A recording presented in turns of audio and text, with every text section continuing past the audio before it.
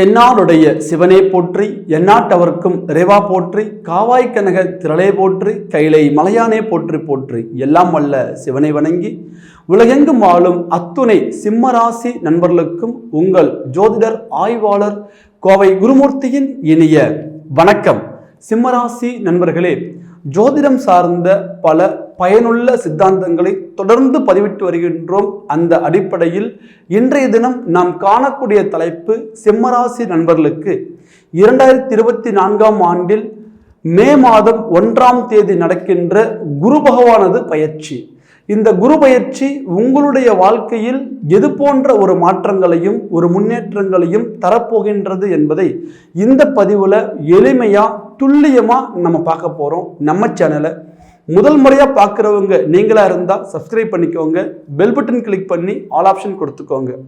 சிம்மராசி நண்பர்களே, ஒரு மனிதனுடைய சராசரி வாழ்க்கையில் ஒரு மிகப்பெரிய ஒரு மாற்றத்தை உருவாக்கக்கூடிய ஒரு பலம் உண்டு எனில் அது குரு பகவானுக்கு மட்டுமே. காரணம் என்ன கேட்டீங்கன்னா, குரு பகவான் இயற்கையில் சுபகிரகமாக வருகின்றார். 9 நவகிரகங்களில் பிரகஸ்பதி என்று அழைக்கின்றோம். பஞ்சமகா புருஷ கிரகங்கள் 5இல் குரு பகவானே பிரதானமாக வருகின்றார். அதை தாண்டி இயற்கையில் பூர்ண சுபகிரகம். இந்த குரு பகவான் ஒரு மனிதனுடைய வாழ்க்கையில் எல்லாம் முடிஞ்சு போச்சு, இதுக்கு மேல ஒண்ணுமே இல்லை அப்படிங்கக்கூடிய நிலையில ஒருத்தர் இருந்தாலும் கூட அவருடைய வாழ்க்கையை ஒரு சுபத்தன்மையாக ஒரு முன்னேற்றமான ஒரு இடத்திற்கு கொண்டு வரக்கூடிய ஒரு பலம் குரு பகவானுக்கு உண்டு. இவ்வளவு வலிமை வாய்ந்த குரு பகவான் உங்களுடைய ராசிக்கு 5ஆம் பாவகம் என்று சொல்லக்கூடிய பஞ்சமஸ்தானாதிபதி, 8ஆம் பாவகம் என்று சொல்லக்கூடிய அஷ்டமாதிபதியாக வருகின்றார். இவர் உங்களுக்கு 9ஆம் பாவகத்தில் கடந்த காலகட்டத்தில் இருந்தார். 9இல் குரு, ஓடி போனவனையும் வாழ வைப்பார்.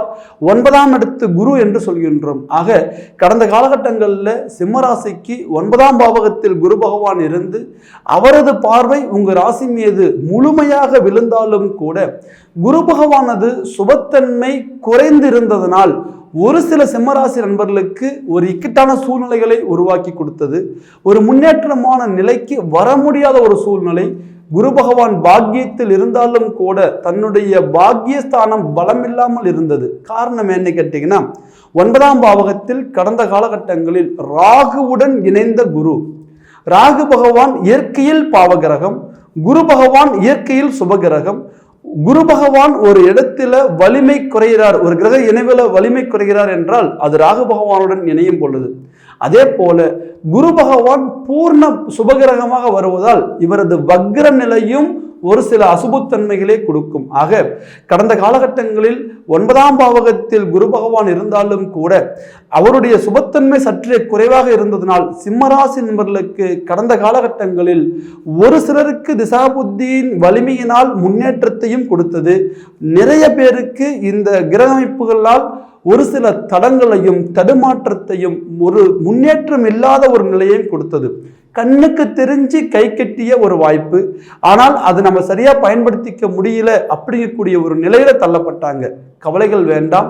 சிம்மராசி நண்பர்களுக்கு எவ்வளவு பெரிய ஒரு நெருக்கடிகள் இருந்தாலும் கூட இந்த குரு பயிற்சியின் மூலம் அழகாக இந்த நெருக்கடிகளில் இருந்து வெளியில வரக்கூடிய ஒரு வாய்ப்பு, உங்களுடைய வாழ்க்கையின் தரத்தை அடுத்த நிலைக்கு கொண்டு செல்லக்கூடிய ஒரு அற்புதமான ஒரு நிகழ்வு.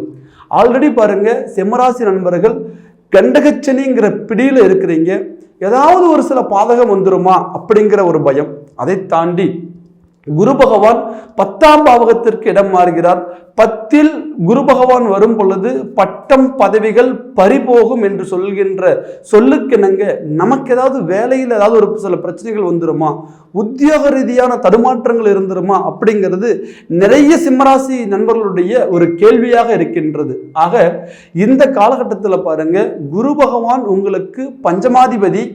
அவர் 10ஆம் பாவகத்தில் வரும் பொழுது 90% பெரிய லெவல்ல சிரமங்கள் இருக்காது. அதை தாண்டி குரு பகவான் 10இல் இருக்கும் பொழுது பதவிகள் பறிபோகக்கூடிய ஒரு சூழ்நிலைகள் வருமே, ஆனால் அது நம்மளுடைய கவனக்குறைவும் அதுல ஒரு காரணமா இருக்கும். இந்த நாளில் உங்களுக்கு 10ஆம் பாவகத்தில் குரு பகவான் வரார். நீங்க எடுத்து வைக்கக்கூடிய ஒவ்வொரு காலடியுமே நம்ம கவனமா எடுத்து வைக்கணும் அப்படின்னு சொல்லி செயல்படும் பொழுது வரக்கூடிய பிரச்சனைகளை அழகாக சரி பண்ணலாம்.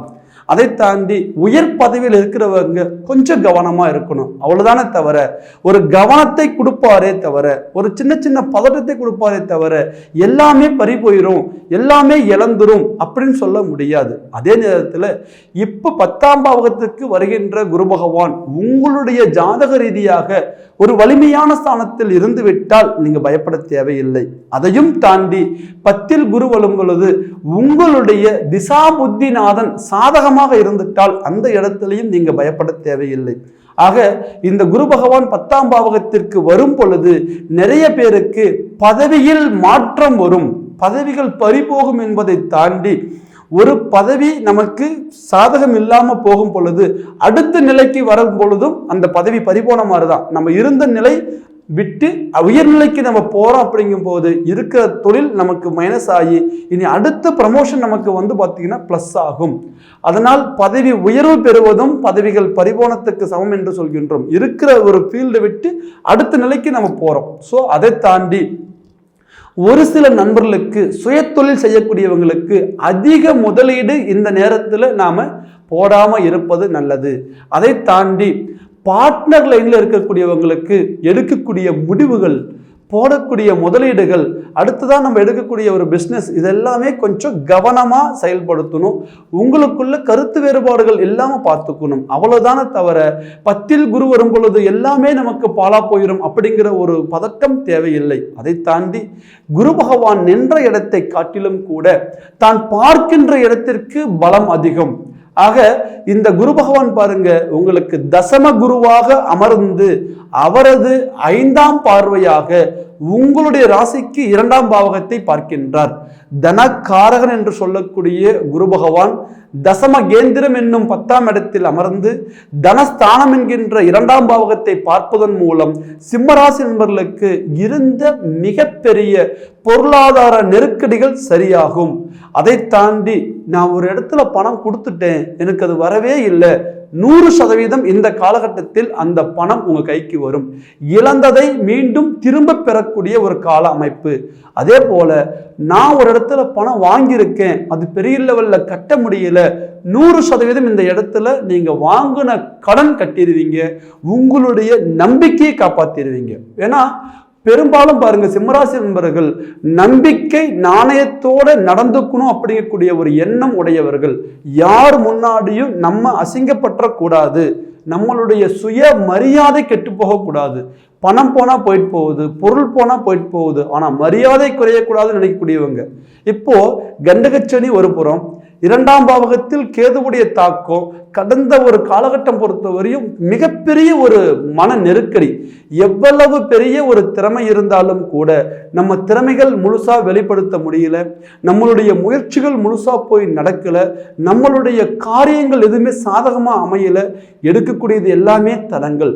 அப்போ கொடுத்த இடத்துலையும் பாருங்க நமக்கு பணம் வரல, வாங்கின இடத்துலையும் கொடுக்க முடியல, நம்பிக்கை நாணயத்தை காப்பாற்றுவோமா, நம்ம இத்தனை வருஷம் கட்டி காப்பாற்றி கொண்டு வந்த கௌரவம் அந்தஸ்து கெட்டு போயிடுவோமா, நம்மளை யாராவது அவமானப்படுத்துற மாதிரி பேசிடுவாங்களோ, நம்ம பாதிக்கப்படுறதன் மூலமா நம்ம குடும்பத்தில் இருக்கக்கூடியவங்களுக்கு மன நிம்மதி குறைஞ்சு போயிடுமா, தன்னை பெரிதென்று நினைப்பதை காட்டிலும் கூட தன் குடும்பத்தில் உள்ளவங்களுடைய சந்தோஷமே பெரிதென்று வாழக்கூடியவங்க சிம்மராசி நண்பர்கள்.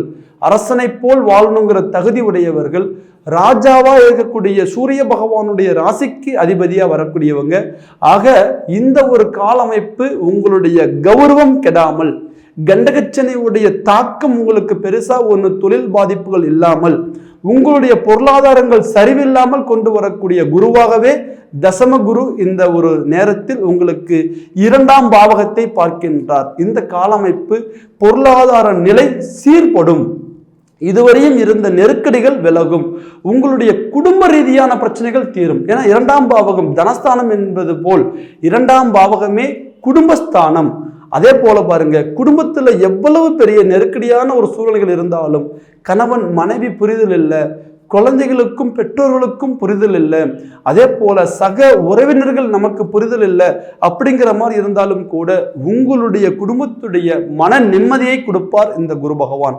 அதை தாண்டி 2ஆம் பாவகம் கல்விக்கு மிக முக்கியமான ஸ்தானம். ஏன்னா 2ஆம் பாவகாதிபதி புதன்.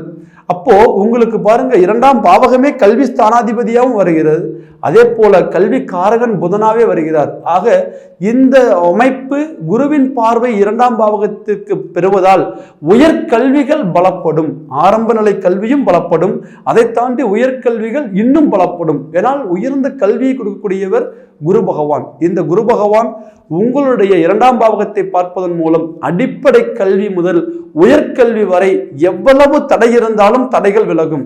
பொதுவா சார் என்னுடைய வாழ்க்கையில எனக்கு ஒரு படிப்புக்கு ஒரு தடங்கள் இருக்கு, தீர்ந்துருமா? நிச்சயம் தீரும். அதே போல 2ஆம் பாவகம் என்பது குடும்பஸ்தானத்தை தாண்டி கல்விஸ்தானம், கல்விஸ்தானத்தை தாண்டி தனஸ்தானம், தனஸ்தானத்தையும் தாண்டி ஒரு மனிதனுடைய மிகப்பெரிய வளர்ச்சிகளை நிர்ணயம் பண்ணக்கூடிய ஒரு ஸ்தானம். ஆக உங்க வாழ்க்கையில எவ்வளவு ஒரு குறைகள் இருந்தாலும் வளர்ச்சிகள்ல தடங்கள் இருந்தாலும் கட்டாயம் இந்த நேரத்தில் தீர்ந்து சிம்மராசியில பிறந்ததுக்காக நான் ஒரு பெருமை கொள்றேன் அப்படிங்கக்கூடிய ஒரு சூழ்நிலையை குரு பகவான் உங்களுக்கு கொடுப்பார். அதை தாண்டி 4ஆம் பாவகத்திற்கு குருவுடைய பார்வை. 4ஆம் பாவகம் என்பது அசையா சொத்துக்களுக்கான இடம். மண், மனை, அதே போல வாகன சேர்க்கை, பொன், பொருள் என்று சொல்லக்கூடிய சுகஸ்தானத்திற்கு அதிபதியான ஒரு ஸ்தானம் தான் 4ஆம் பாவகம். இந்த 4ஆம் பாவகத்துக்கு குரு பகவான் தனது நேரடி 7ஆம் பார்வையாக பார்ப்பதன் மூலம் இதுவரையும் சிம்மராசியில நம்ம பிறந்து எதுவுமே பெருசா சாதிக்கல, ஒரு மண்மனை அமைவு கூட நமக்கு இல்லை, ஒரு அதே நேரத்தில் வண்டி வாகனங்கள் கூட நமக்கு சரியா அமையல, அதே போல தாயுடைய உறவுகள் நமக்கு சரியா இல்லை அப்படின்னு நினைக்கக்கூடியவங்களுக்கு கட்டாயம் இந்த நேரத்தில் பூமி சேர்க்கை உண்டு, மனை சேர்க்கை உண்டு, மாதுரு என்று சொல்லக்கூடிய தாய் வழி உறவுகள் பலம் உண்டு. அம்மா கிட்ட நான் சரியா பேச முடியலைங்க, இல்லை அம்மா என்னை பத்தி தப்பா புரிஞ்சுக்கிறாங்க அப்படின்னு நினைக்கக்கூடிய குழந்தை செல்வங்களுக்கு தன்னுடைய அம்மாவுடைய பாசம் பற்று தடையில்லாமல் கிடைக்கக்கூடிய ஒரு வாய்ப்பு உண்டு. அம்மா கிட்ட எனக்கு ஒரு சின்ன கெட்ட பேர் வாங்கிட்டேன், அதனால அம்மா மூஞ்சில முழிக்கிறதுக்கு எனக்கு சங்கடமா இருக்குன்னு ஒதுங்கி நிற்கக்கூடிய குழந்தைகளுக்கு நிச்சயம் இந்த நேரத்தில் ஒரு புரிதல் கொடுத்து உங்களுடைய தாய் அன்பு உங்களுக்கு கிடைக்கும். அதே போல தாய் வழி உறவுகள், சித்தி, பெரியம்மா, தாய் மாமன் அப்படின்னு சொல்லக்கூடிய தாய் வழி உறவுகளும் பலப்படும். அதை தாண்டி 4ஆம் பாவகம் என்பது ஒரு அந்தஸ்து கொடுக்கக்கூடிய ஒரு இடம். இதுவரையும் நீங்க வாழ்ந்த வாழ்க்கையில ஒரு பெரியான ஒரு அந்தஸ்து இல்லை, ஒரு பெரிய லெவல்ல நமக்கான மதிப்பு மரியாதை சமூகத்துல இல்லை அப்படின்னு நினைக்கக்கூடியவங்களுக்கு உயர்ந்த அந்தஸ்தை இந்த குரு பகவான் கொடுப்பார். 4ஆம் பாவகத்தில் மிகப்பெரிய ஒரு அடுத்த லெவல் ஒரு வளர்ச்சிகள் என்னன்னு கேட்டீங்கன்னா, நிறைய பேருக்கு ஒரு இடத்தை வித்து இன்னொரு இடம் வாங்கணும், ஒரு பூமியை வித்து ஒரு சுபகாரியம் செய்யணும், ஒரு இந்த இடம் மாறினா எனக்கு எல்லா பிரச்சனையும் முடிஞ்சிருங்க, ஆனா ஒரு பூமியை என்னால் விற்க முடியல, ஒரு வீடு என்னால் விற்க முடியல அப்படின்னு நினைக்கக்கூடியவங்களுக்கு தடையில்லாமல் உங்க சொத்துக்கள்ல என்ன வில்லங்கங்கள் இருந்தாலும் கூட அதை சரி செய்து அந்த பூமியை மாற்றி உங்களுடைய வாழ்வாதாரத்தை அடுத்த நிலைக்கு கொண்டு வரக்கூடிய ஒரு வாய்ப்பு இந்த ஒரு குரு பகவான் கொடுப்பார். அதே போல 6ஆம் பாவகத்திற்கு குரு பகவானது பார்வை தனது 9ஆம் பார்வையாக 6ஆம் பாவகத்தை பார்க்கின்றார். இந்த காலமைப்பு 6ஆம் பாவகம் என்பது ரண, ருண, ரோக, சத்ருஸ்தானம் என்று சொல்கின்றோம். ஆக இந்த 6ஆம் பாவகம் ஒரு மனிதனுடைய வாழ்க்கையில சிறப்பாக செயல்படக்கூடாது. சிறப்பாக செயல்பட்டால் என்ன ஆகும் அப்படின்னு கேட்டீங்கன்னா, கடன் அதிகமாகும், அதே நேரத்தில் நோய் அதிகமாகும், எதிரிகள் அதிகமாவாங்க, தேவையில்லாத வம்பு வழக்குகள் வரும், தன்னுடைய சுயமரியாதை கெடக்கூடிய ஒரு நிலை ஏற்படும். நிறைய பேருக்கு பாருங்க, கடந்த காலகட்டங்களில் தேவையில்லாத மன உளைச்சல், சார் தீராத கடன் இருக்கு, அதே போல என்னுடைய தொழில் பெரிய லெவல்ல வளர்ச்சி பண்ண கொண்டு போக முடியல, எனக்கு ஒரு தொழில் பார்ட்னர் சரியா அமையல, இல்லை குடும்ப ரீதியான பிரச்சனைகள், அதே நேரத்தில் குழந்தைகளுடைய வளர்ச்சி சரியா இல்லை, அதே போல தன்னுடைய உடல் ஆரோக்கியம் சரியா இல்லை. காரணம் என்ன கேட்டீங்கன்னா, ஒரு மனிதனை எந்தெந்த வகையில முடக்க முடியுமோ எல்லா விதமான பிரச்சனையும் உருவாக்குற இடம் 6ஆம் பாவகம். இந்த 6ஆம் பாவகம் குரு பகவானது பார்வையின் மூலம் சுப தன்மை அடையும் பொழுது உங்களுடைய வாழ்க்கையில் இருக்கக்கூடிய நெகட்டிவான எல்லா விதமான பாதிப்புகளும் குறையும், கடன் தீரும், எதிரிகளுடைய பிரச்சனைகள் சரியாகும், உங்களுடைய வாழ்வாதாரம் முன்னேற்றம் பெறும். நீங்க இதுவரையும் இருந்த ஒரு குழப்பங்கள்ல இருந்து அடுத்த நிலைக்கு வரக்கூடிய ஒரு வாய்ப்பு, சார் எனக்கு ஒரு தைரியம் வந்துருச்சு, நான் சாதிச்சிருவேன் அப்படிங்கக்கூடிய நிலையை கொடுக்கக்கூடிய ஒரு வாய்ப்பு. சராசரி பார்த்தீங்கன்னா சிம்மராசி நண்பர்களே, உங்களுக்கு இந்த குரு பகவானது பயிற்சி அப்படின்னு சொல்லும் பொழுது 65% உங்களுக்கு சாதகமான நிலையை கொடுக்கக்கூடிய ஒரு வாய்ப்புகள் உண்டு. இந்த நேரத்தில் நீங்க பார்த்துக்க வேண்டியது உங்களுடைய சுய ஜாதகம் சாதகமாக இருக்கின்றதா. தனஸ்தானத்தை குரு பார்ப்பதன் மூலம் தனம் லாபம், குடும்பஸ்தானத்தை குரு பார்ப்பதன் மூலம் குடும்ப விருத்தி, அதே போல 4ஆம் பாவகத்திற்கு குரு பார்வை இருப்பதனால் மண்மனை சேர்க்கை, வண்டி வாகன சேர்க்கை, பொன் பொருள் சேர்க்கை, 6ஆம் பாவகத்துக்கு குரு பார்ப்பதனால் கடன் சுமை தீர்வு, எதிரிகளுடைய ஒரு பிரச்சனைகள் தீரும், வம்பு வழக்குகள் இருந்தாலும் தீரும், உங்களுக்கான நெகட்டிவ் எல்லாமே குறையக்கூடிய இந்த நேரத்தில் சாதகமில்லாத திசா புத்தி இருந்தால் நம்மளுடைய ஜாதக முறைப்படி நடக்கின்ற திசா புத்தி சாதகமாக இல்லை என்றால் இந்த சுப பலனை நமக்கு கிடைக்க விடாம தடங்கல் பண்ணலாம். அப்போ இந்த நேரத்தில் நம்மளுடைய திசா புத்திகள் சாதகமா இல்லையா அப்படின்னு நம்ம ஜாதகத்தை நம்ம சீர்தூக்கி பார்த்துக்கணுங்க.